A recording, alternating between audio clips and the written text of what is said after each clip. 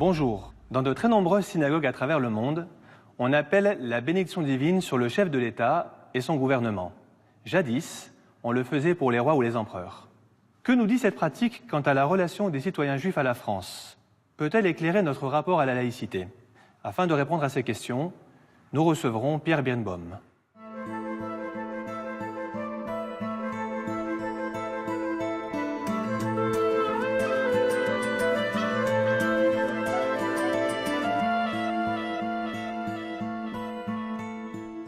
Pierre Birnbaum, bonjour. Bonjour. Vous êtes professeur émérite à l'Université de Paris 1. Vous êtes auteur de plusieurs ouvrages, dont l'un qui nous intéresse particulièrement pour cette émission, Prier pour l'État. Donc nous allons aujourd'hui aborder ce sujet ensemble, puisque dans de très nombreuses communautés juives à travers le monde, on bénit la République française, en particulier le Shabbat, les jours de repos, les fêtes, et à l'occasion des cérémonies officielles qui se déroulent souvent dans des synagogues. Prière pour la République française.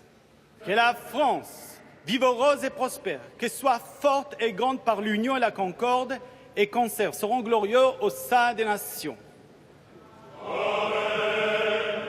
Que la France, berceau des droits de l'homme, défende en tout lieu et en tout temps le droit et la liberté.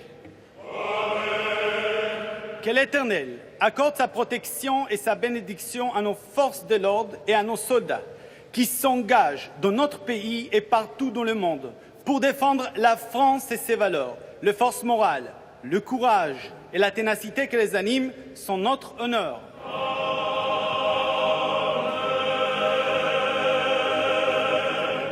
Pierre Birnbaum, quand sont apparues ces premières prières, et surtout, que nous disent-elles de la relation des Juifs à la France?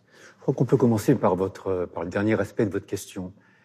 Parce que si les Juifs prient pour l'ensemble des rois, des princes, même pour les plus tyranniques, comme le tsar, ils ont un dévouement, des prières absolument magnifiques qu'ils récitent en permanence pour le tsar ou pour les plus terribles des tyrans, les Juifs craignent, c'est difficile à dire, mais craignent le peuple. Et ils pensent, ont-ils raison, ont-ils tort, que les chefs d'État, les rois, les empereurs les protégeront davantage. Mon ami et collègue Yosef Yerushalmi avait écrit un très beau texte où il disait au fond que les Juifs préfèrent être serviteurs du roi plutôt que d'être les serviteurs des serviteurs. C'est-à-dire il vaut mieux être prié pour le roi, prié pour l'empereur, prié pour le chef d'État, que de prier pour les serviteurs, c'est-à-dire pour le peuple, pour la foule dont on peut craindre tout.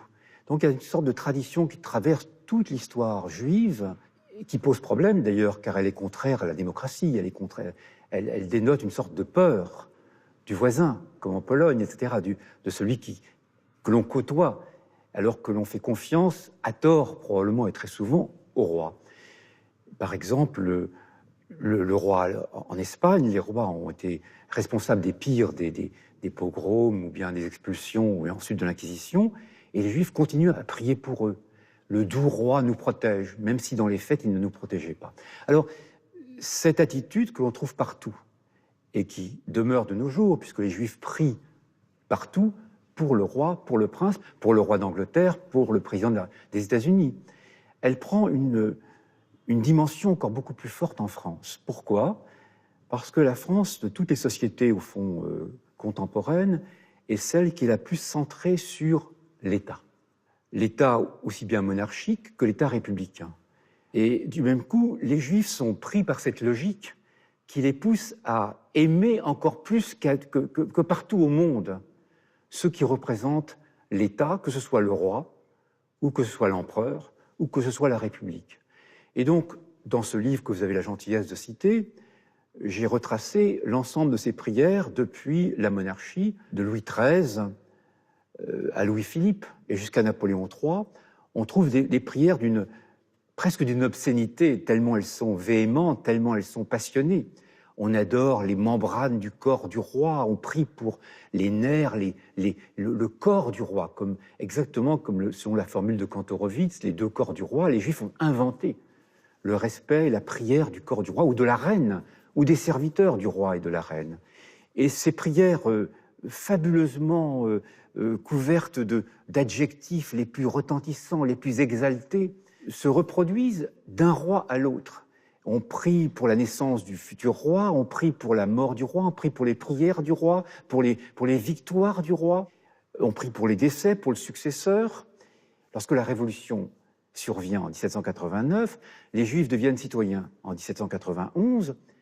Ce qui est frappant, c'est que l'on trouve très peu de prières pour la Révolution française. On ne peut pas prier pour Saint-Just, on ne peut pas prier pour Robespierre, on ne peut pas prier pour ceux qui dirigent de manière provisoire la Révolution française. Et on trouve très très peu de prières pendant cette intermittence où c'est le peuple, entre guillemets, qui est au pouvoir.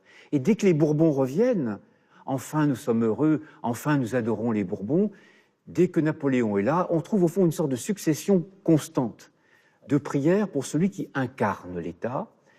Et les prières pour la République qui leur succèdent sont moins exaltées, parce que les Juifs sont totalement dévoués à la République, et bien évidemment, la rencontre entre les Juifs et la France, qui de nos jours est célébrée en permanence, elle renvoie le plus souvent à la rencontre entre la France et la tradition révolutionnaire et la tradition républicaine.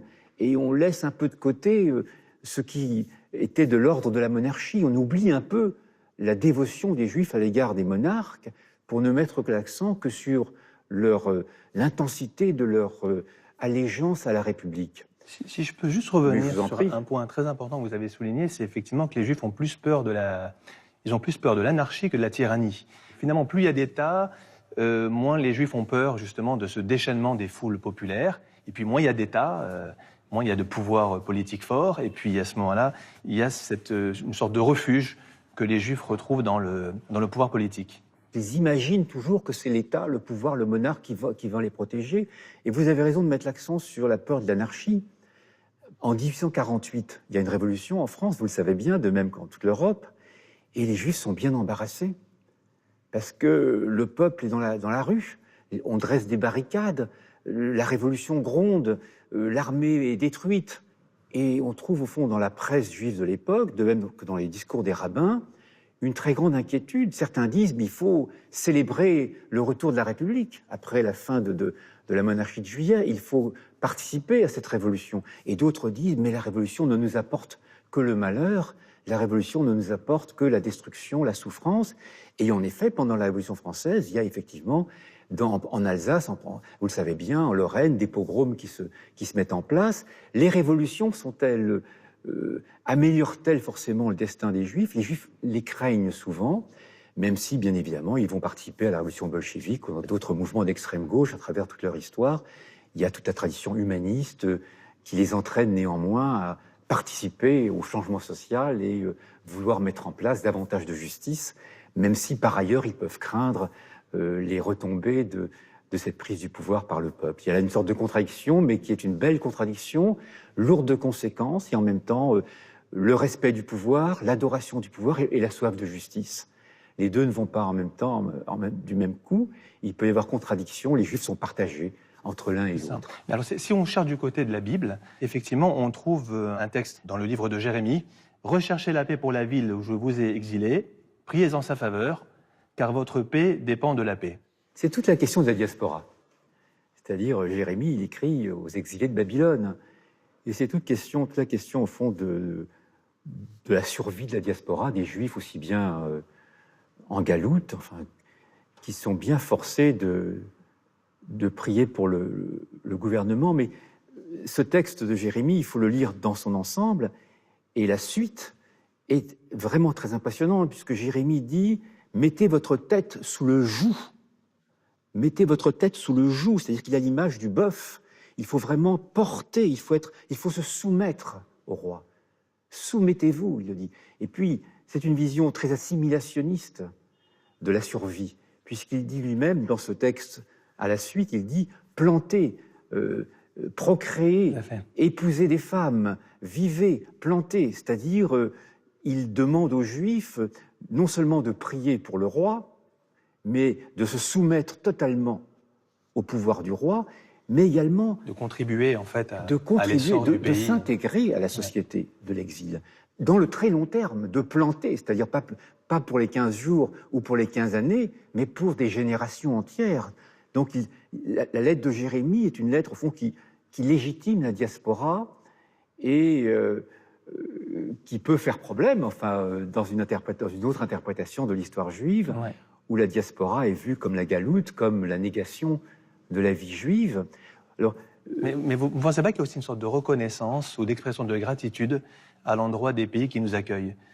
Je pensais à cette phrase qui revient souvent dans le Pentateuque: vous aimerez l'étranger car vous avez été étranger dans le pays d'Égypte. mais bien sûr, Donc je crois qu'il y a aussi dans les prières pour les différents types de systèmes politiques, finalement une sorte de reconnaissance du peuple juif quand il est bien traité, ou parfois pas si bien traité, mais en tout cas mieux que la foule ne le ferait, dans ces différents pays. en tout cas, il y a l'espoir de l'être. Et même si cet espoir est déçu, les prières sont néanmoins répétées sans cesse. Ces prières relèvent d'un wishful thinking, on pourrait dire aussi, c'est-à-dire de l'espoir que néanmoins, c'est de cette manière que les Juifs en diaspora vont vivre. Mais vous avez raison, monsieur le rabbin, de dire qu'elle témoigne aussi de l'idée que la diaspora peut être accueillante et que si on a été étranger, ou si on a été esclave aussi, on ne l'est plus, et on ne l'est encore moins dans une société qui a émancipé les Juifs, puisque la France est la seule société au monde, au fond, par laquelle l'émancipation est venue si vite, en 1791. Par un coup de baguette magique, les Juifs deviennent citoyens, et du même coup, il y a une sorte de séparation entre l'État et la religion. Et la France, qui est la société la plus chrétienne des sociétés occidentales, devient d'une certaine manière la société la moins chrétienne, la plus laïque, puisqu'elle met en place quelque chose d'absolument impensable dans l'histoire, la séparation, une sorte de première séparation entre l'Église et l'État. Ce qui est pour les Juifs un énorme progrès, puisque ce qui pour les Juifs leur permet d'accéder à la citoyenneté. Et non seulement à la citoyenneté, mais au vote, et également aux fonctions de l'État. Et donc très vite, les Juifs vont devenir ce que j'ai appelé les fous de la République. Et donc ils vont accéder à la fonction publique, ils vont passer l'agrégation, ils vont entrer à l'école polytechnique, à l'école normale supérieure. On n'exige plus de la conversion. Et on peut être citoyen en restant juif dans l'espace privé. Donc il y a cette fameuse séparation entre le judaïsme vécu dans l'espace privé et une laïcité de l'espace public qui permet aux juifs d'entrer, au fond, d'accéder aux fonctions les plus éminentes de l'État. Ceci dit, monsieur le rabbin, si vous me permettez, on exagère un peu trop. On voit de manière trop réductrice ce lien entre les juifs et la laïcité, car cette laïcité, elle pose des problèmes néanmoins aux juifs. Et nombre de juifs, pendant la Révolution française, sont très inquiets, parce qu'ils voient très bien, au fond, que le judaïsme ne peut pas, normalement, dans sa longue histoire, n'accepte pas cette séparation entre la vie privée et la vie publique. Qu'est-ce que vous voyez aujourd'hui dans la laïcité? Quels sont les aspects négatifs que vous pointeriez du doigt aujourd'hui dans la laïcité? Donc vous avez deux écoles, au fond, qui existent encore de nos jours. Toujours.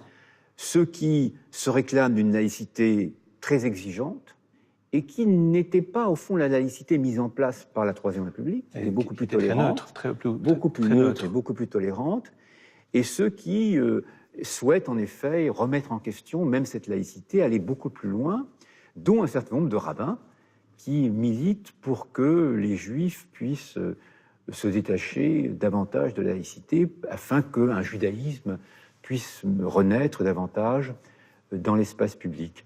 Merci Pierre Birnbaum. Merci, je vous en prie.